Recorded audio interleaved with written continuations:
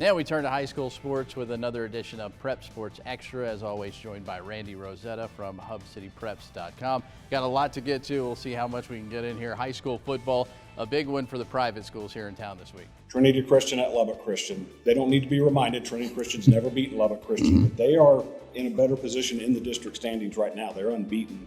Lubbock Christian took their first loss of the season and in district last week at Collier. Really interesting game. Trinity's grinded out offense under Kevin Spiller against Lubbock Christian's kind of high octane, get the ball around. You've got the city's top two rushers by average yards per game, Ethan Ferris, Marcus Ramon Edwards. Max Townsend, the Lubbock Christian quarterback, leads the area with over 2,000 total yards and 30 touchdowns accounted for. Contrasting styles, a lot of emotion, a lot of rivalry aspects. Going to be fun. Well, we get into the higher classifications. We talk about Cooper and all the teams they play here in the city, but this is the game this week for the Pirates. They started district last week, got off very nice, 386 yards in the first half, which is usually more than Cooper has in the game. Nice way to start, beat Plainview 55-27. Now they go against Wichita Falls Rider. You've got number 5 Cooper, number 8 Rider. 7th time in the last 4 years they've played. They play a regular season, they play in the playoffs. Riders actually knocked them out of the playoffs 2 of the last 3 years. This is going to be, talked about the intensity with the Lubbock Christian, Trinity Christian. That's become, as I don't know what you call it, a cross-county rival, whatever it is, but there's a lot of great talent on the field. 8 o'clock start, a little bit later because it's a doubleheader up in Wichita Falls, so a lot of eyes will be on that game this week. And here for a Lubbock ISD school, Coronado's starting to roll right along at the right time, and they get a tough matchup this week. Yeah, Mustangs won their 3rd in a row last week. Trevor Stevens with a breakout game, had 9 catches for over 200 yards and a couple touchdowns.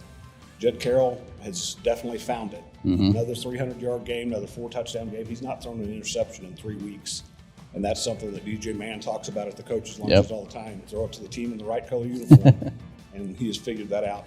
Now, Amarillo High got beat last week by Tascosa, which is now number 5 in 5A Division II. So, big test for Coronado on the road at Dick Bivens Stadium. I've had a couple of city teams go up there and kind of meet with a different level of officiating. Sorry, Chris Snead. So Coronado's going to have to overcome a little bit of that. But I have a feeling that you may see Coronado maybe take the upper hand for right now in 2nd place in that district. Still unbeaten, still got to play Tascosa. Let's hit a couple other sports quickly here. Volleyball kind of winded down in the regular season. Down to about the last 3 or 4 district matches for everybody. Friendship, coming off a big night, went down to Midland, won a 5-set thriller. Devin Nairn and Zaya Buchanan for the Tigers came up big in a couple key spots. They're in 2nd place in that district. That's where they're probably going to finish. Midland Legacy's got a 2-game lead with 3 to go, I believe. Tigers have really found it, though, the last couple of weeks under first-year coach Tori Winchell. Cross country? Cross country, big week. Got the district meets, all 3 in town this week. You've got Thursday morning, 5A, Thursday afternoon, 4A, and then 6A Friday morning. And finally, tennis in the postseason. And team tennis, Friendship and Lubbock High, 2 really good teams. Safe to say those are probably the 2 best teams in town this fall. Lubbock High advanced to take on El Paso High. Friendship, Jamie Lynch's daughter. They are headed to, they're going to play South Lake Carroll in Abilene. They play Friday. They got to get back here for homecoming now. And as always, go to hubcitypreps.com for recaps of everything we just talked about, standing stats and helmet stickers. Randy, thanks as always.